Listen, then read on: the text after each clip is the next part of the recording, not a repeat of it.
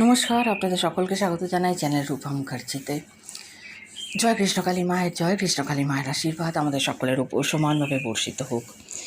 আপনারা নিশ্চয়ই জানেন যে মঙ্গলা দেবী বিভিন্ন সময়ে বিভিন্ন বিষয়ে কথা বলেন, এবং তার মধ্যেই একটি বিষয় হলো তিনি যখন মাঝে মাঝে লাইভে আসেন বাড়ি থেকে, তখন পুরনো দিনের কথা বলেন, নিজের মনের কথা বলেন, নিজের পূর্ববর্তী জীবনের কথা বলেন। পূর্ববর্তী জীবন বলতে আমি জন্মান্তরের কথা বলছি না, এই সাধিকা হয়ে ওঠার আগেকার জীবনের কথা বলেন, তার বিবাহিত জীবনের কথা বলেন, তার কন্যা সন্তান তার জীবনে আগমনের ঘটনাটাও মাঝে মাঝে তুলে ধরেন। এমনকি গোপাল তার অতি প্রিয় শিশু সন্তান, কিন্তু শুধু যে তার সন্তান বলে তাই নয়, তিনি কিন্তু আমাদের সকলের প্রিয় ছোট্ট গোপাল অর্থাৎ ছোট্ট কৃষ্ণ ঠাকুরেরও যথেষ্ট ভক্ত। এবং এইসব নানা কথা তিনি মাঝে মাঝে আলোচনা করেন নিজের ভক্তদের সঙ্গে। অনেকের কাছে হয়তো এই ব্যাপারগুলো অত্যন্ত বিরক্তিকর লাগতে পারে, বা বিরোধীদের মনে হতে পারে যে উনি ওনার ব্যক্তিগত জীবনকেও বিক্রি করে দিচ্ছেন, কিন্তু ঘটনাটা তা নয়। সমস্ত জিনিসকে ব্যবসায়িক দৃষ্টি দিয়ে দেখবেন না, আপনাদের কাছে এটা অনুরোধ।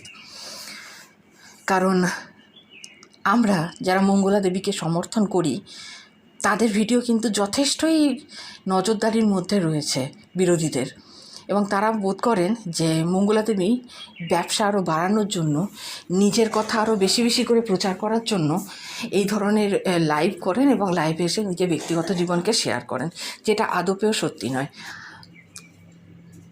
আমরা যদি ধরি খিস্তিবাজ বা ধুনো খেগি বা ওই ভিন্ন দুনিয়ার বাসিন্দাকে, তারা কি এসে নিজের দৃষ্টিভঙ্গিটা তুলে ধরেন না?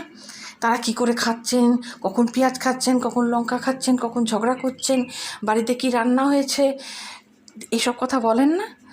এটাকেও সেইভাবেই দেখুন। কিন্তু তিনি খুব সুন্দরভাবে কথাগুলো বলেছেন, তার মনের ভেতর থেকে যে কথাগুলো নির্গত হয়েছে, তিনি যে মন খুলে সকল ভক্তদের সামনে নিজের ব্যক্তিগত জীবনের নানান অংশ তুলে ধরেছেন, সেটি সত্যিই প্রশংসনীয়।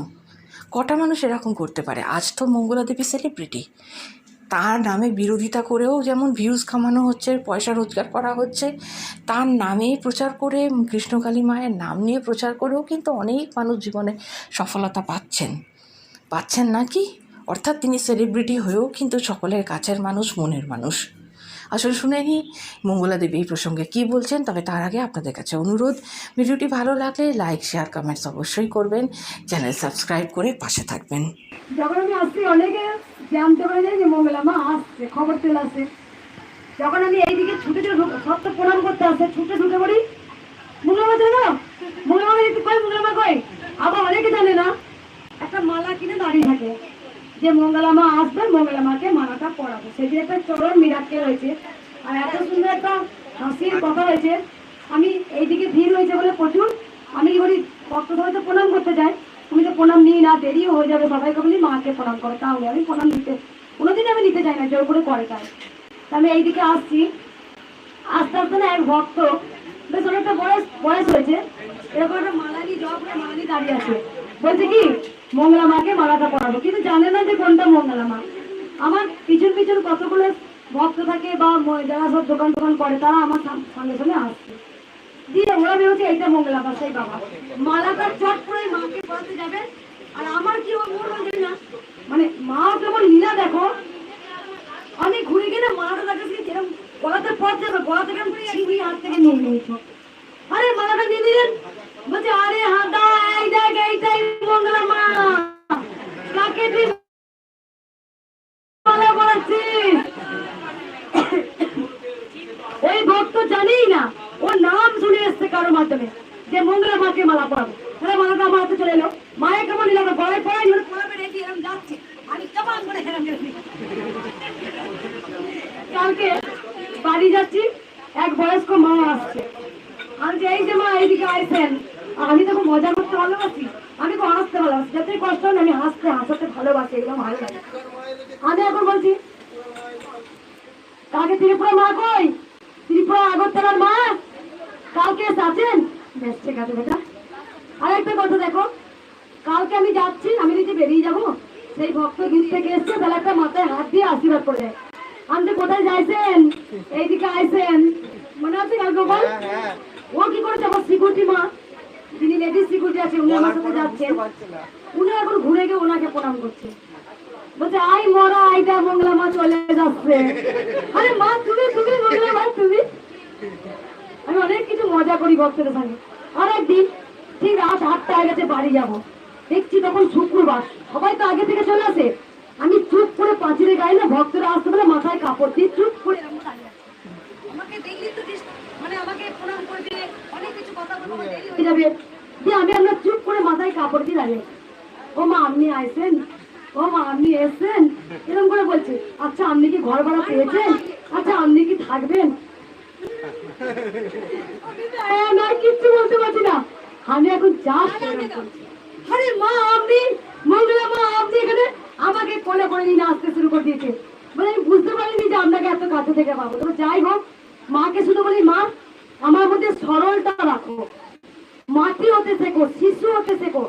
একটা শিশু দেখবে নিষ্পাপ হয়, যখন আমরা বড় হই আস্তে আস্তে ব্রেনে আমাদের অনেক কিছু খেলতে শুরু করে, আর তখনই আমরা পাপের দিকে হাত বাড়িয়ে ফেলি, যেটা পাপ করছি না অন্যায় করছি, তখন আমাদের বোধ জ্ঞান হারিয়ে ফেলে।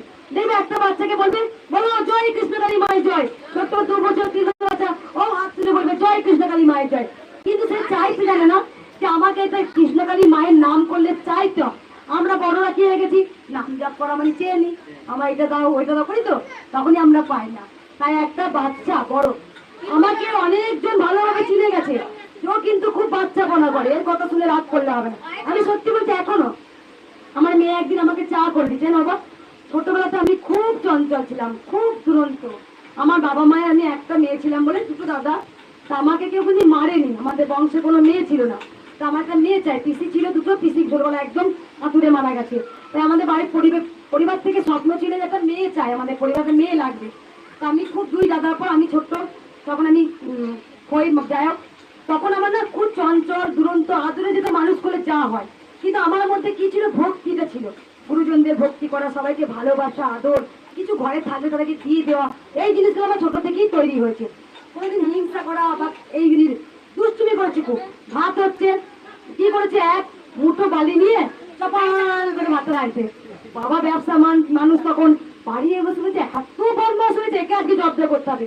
তা বাবা বিশ্বাস করবে না, অনেকে তো বলে ছোট ছোট চঞ্চল, আমাকে মানে বেঁধে বুকে শিল চাপা দিয়ে রেখে দিয়েছিল। মানে এতটা আমি দুরন্ত ছিলাম, কেউ পারেনি আমাকে, এত চঞ্চল ছিলাম। মানে চা যদি একটু কম হতো, কাপ ভাঙা, একটা বাড়িতে থালা বাটি গ্লাস সোজা ছিল না, সব ভাঙা ফুটো। আর পেলে কি রে, মা লজ্জায় বলতে পারতো না যে আমার মেয়েটা হেঁটে দিয়েছে। তা আমার ছোট জীবন এমনি কেটেছে, কিন্তু ভালোবাসা আমি খুব পেয়েছি। আমার ভালোবাসাটা ছিল, হয়তো আমার সঞ্চয় করা ছিল। আমি এখনো ভালোবাসা পাই ভক্তদের কাছে, আমার স্বামী বলো, আমার যাই বলো, ভালোবাসাটা আমি কিন্তু খুব পেয়েছি। আমি খুব আদরে মানুষ হয়েছি, এখন আমি খুব আদর পাই। আমি জানি না এটা তো ভগবানের আশীর্বাদ হয়তো পেয়েছি। তা আমার চঞ্চল করো, কিন্তু বদমাস বদমাস চঞ্চল দুষ্টুমি করো, কিন্তু অন্যায় করো না। আমি কোনদিন কোনটা পাপ সেই জিনিসটা আমি কিন্তু এখনো জানি না। আমি আমি তোমাকে যদি রেখে দিই না, যা খুশি তাই বলে দেবো, খুব বলে দেবো, খুব বলে দেবো, কিন্তু আবার বলেও না ভাবি যে বলে দিলাম, আমি বললাম। তা আমি জানি না, একজনকে কাউকে ভিডিও করেছে, তার কমেন্টে কেউ লিখেছে আচ্ছা আপনারা মঙ্গলা মাকে জানে না। আমার মেয়ে একদিন চা করেছে, আমি না কাপ খুলে তুলে তুলে দেখছি। আমার মেয়ে আমাকে বলছে ও মা তুমি কি দেখছো, আমি কেন কোনটা বেশি খাবো, আমি জানি না, কিন্তু আমি জানি না যে আমি কোনটা বেশি কাপে চা আছে সেইটা মাপ করছি। আমার মেয়ে একদিন হাসছে, বলছে মা তুমি, মানে আমি তখন তখন আমি এসে ও তাই তো, আমার সত্যি তো আমি বড় হয়ে গেছি অনেক, আমার মেয়ের বিয়ে হয়ে গেছে, আমার কেন এগুলো আমার মধ্যে আসে না? আচ্ছা মা কেন এগুলো আমি আনতে পারি না, যে আমার আমার অনেকটা বড় হয়ে গেছে, আমার বয়স হয়ে গেছে, কেন এগুলো করতে পারি না? তো আমার চাই বেশি, আমি এগুলো আমি না কখন করে ফেলে এগুলো আমি নিজে জানি না। তো যাই হোক, আমার এই বাচ্চাপনাটা এখন আমার মধ্যে গেছে। আমার স্বামীকে বলি আমাকে না গরম গরম জল দাও তো, না না এখন খাবো না, ওরা হয়ে গেল, না না আমি খাবো না এখন, আমাকে একটু করে ওইটা দাও তো, লেবু রস দাও তো একটু খাই, ব্যাস। এইগুলো যে আমি কি করি, আর ভগবান আমাকে বুঝে শুনে স্থানীয় দিয়েছে, কারণ জানি যে কে একজন তাকে সাপোর্ট করার জন্য বা এর দুষ্টিগুলো কে সাপোর্ট করতে পারবে। যেমন মাতা ভৈরবীকে শান্ত করার জন্য ভৈরব সব সময় একদম দরকার হলে নিজেতে শুয়ে পড়েছে, পা দিয়ে দিয়েছে, বা তবু তার কাছে একদম সেম একই জিনিস। আমি জানি নারী ছাড়া কিন্তু সংসার অসম্পূর্ণ।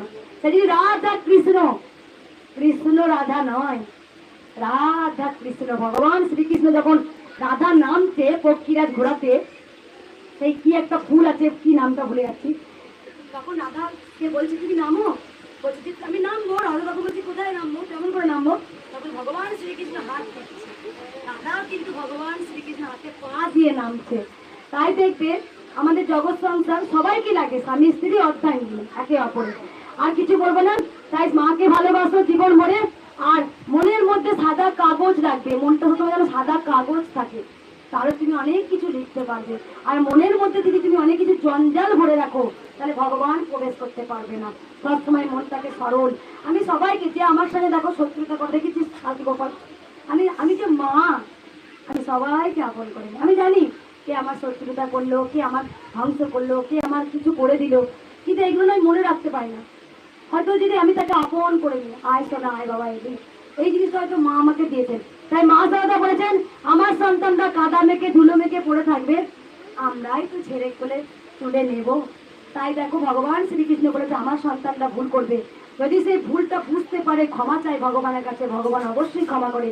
আর যদি অন্যায় করেও যদি স্বীকার না করি, তাহলে কিন্তু ভগবান আরো আমাদের শাস্তি দেন। তাই আমি আর কিচ্ছু বলবো